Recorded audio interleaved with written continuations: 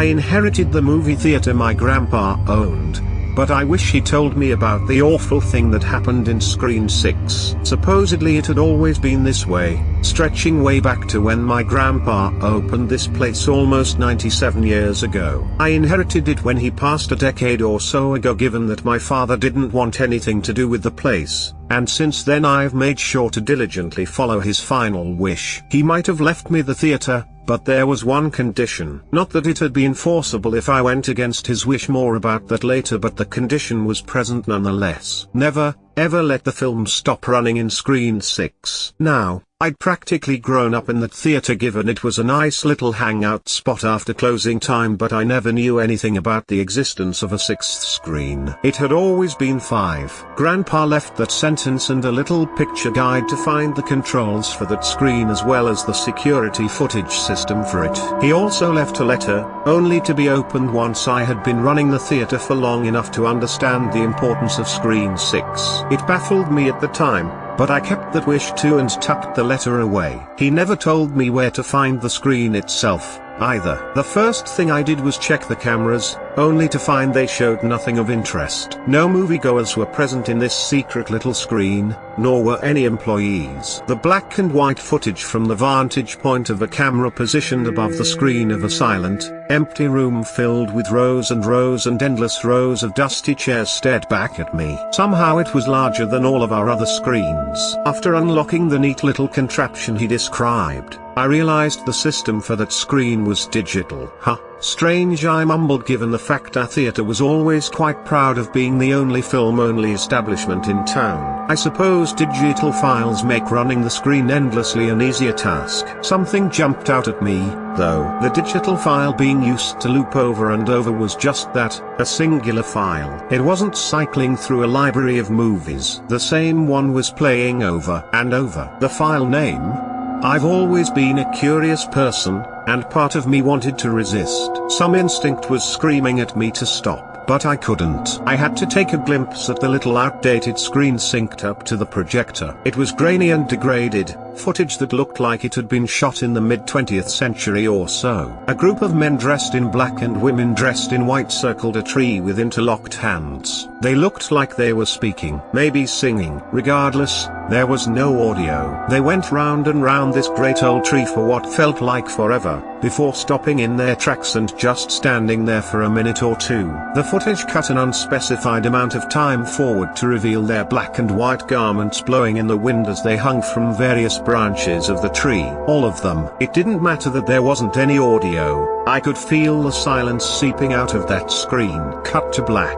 Part of me was horrified, and another part retained some morbid sense of fascination with what I'd seen. I wasn't planning on going against Grandpa's wishes anyway, but at least I'd seen something that spooked me enough to justify the strangeness of it all. Was that the entire film that had been playing over and over for God knows how long? How was such a massive auditorium just hidden away somewhere? What the fuck was that video? I needed to find out. God, I wish I hadn't. But I did. The next few weeks were spent meticulously researching everything I could possibly find about our little family-owned theater. My little theater. I spent hours on end in that projector room trying to make sense of what was being played. The footage described above wasn't alone but remained similar to the others I've since seen. All feature large groups of people in what looks like pre-war Europe. 1930 or so is my best guess. They start off peaceful enough, almost joyous, but I've learned by now to reject the faux happiness depicted. It grabs a hold of you before the violent sacrifices that soon follow rip your heart out. Sometimes I wonder about the people shown. There are so many of them across the different short films, probably more than I've known in my entire lifetime. All of them met such a gruesome end. It might sound easy to throw away their collective existence as mere pixels on a screen,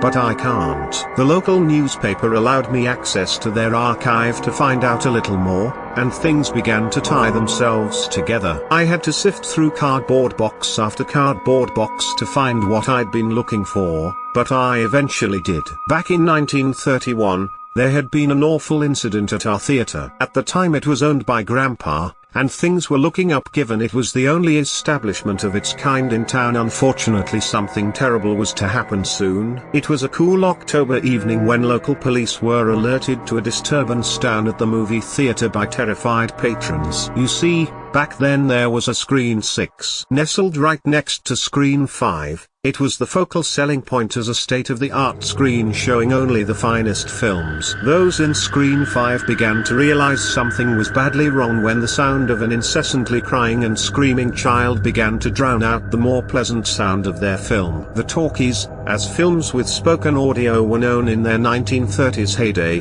were a phenomenon, and it took a lot to distract those in Screen 5 from their entertainment. The child screamed for as long as it could until annoyance turned to worry and eventually fear. By the time police swung open the double doors to Screen 6, the leather white seats were soaked in crimson red blood and the patrons inside had long since taken their last breaths. Except one. Still the child screamed. I've always been open-minded when it comes to the unseen, not a believer per se, but not dismissive of the idea. Things began to come into a clearer focus. Hundreds of people had sacrificed themselves in that screen all those years ago, and now the screen is forever condemned to forever playing films of similar occurrences. The two had to be connected. The letter. It was time to open the letter. I was convinced I satisfied Grandpa's requirement for doing so, and it would fill in the parts of this deranged story I was missing. I slipped the letter out of its glum, off-white envelope and began to read. To my beloved grandson,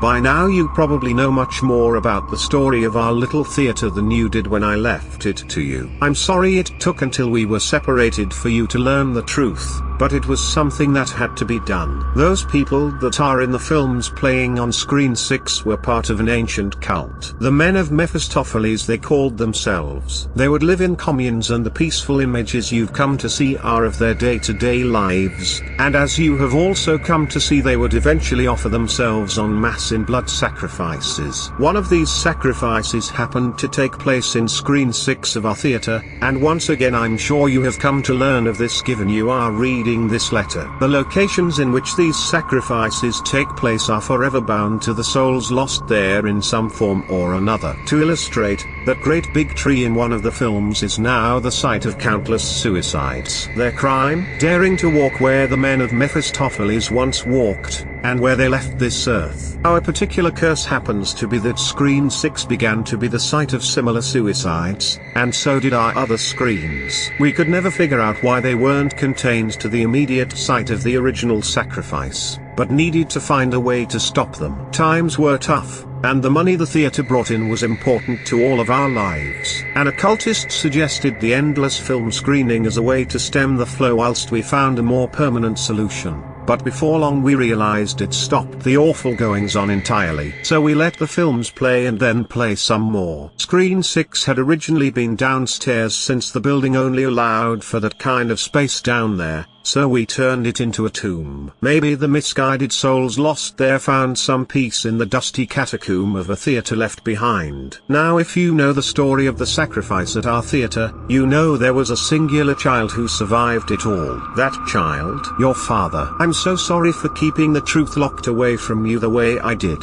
You deserved to know whilst I was still there with you. Please know I only ever had your best interests at heart. I love you always, Poppy. It's been a few weeks since I found out the truth about our small town theater. Sleeping has been difficult because of the endless nightmares, as has bothering to keep up maintenance of the place. Still, though, the film on Screen 6 plays.